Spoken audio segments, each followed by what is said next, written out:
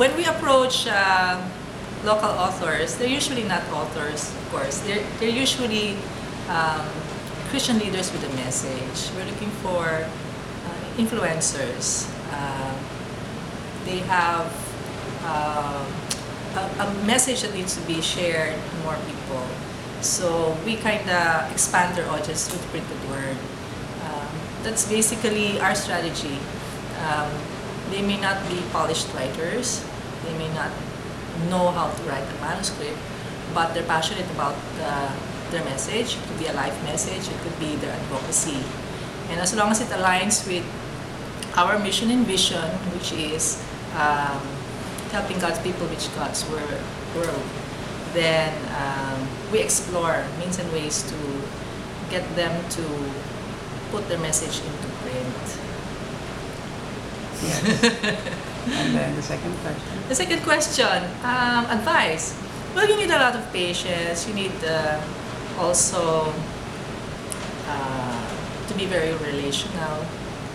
Depends on your culture. What works best with you in working with your kababayan, I don't know how to translate that, someone who understands your culture. So in our context, this usually takes friendship. You need to be a friend to them first. You need to believe also in their message. And then the second would be to not assume that they know how long it takes to write a manuscript. So it's like a mentoring relationship for you to develop more local authors. Some of them turn out to be good writers. They just need someone to encourage them along the way. Some of them need a framework, a publishing framework, because oftentimes they think in their context, which is if they're speakers or they're preachers, they think, the way preachers and speakers think. But in case of publishing, they need to realize, you need to be patient in telling them that there are all kinds of readers, and they have to be more universal in the way they share their message.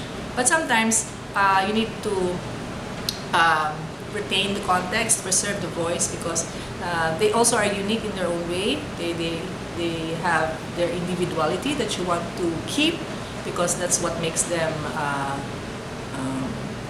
influential.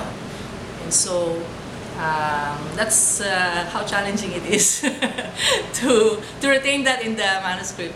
And then along the way, it's a creative kind of interaction, getting them to understand the publishing world, and you getting to understand their world.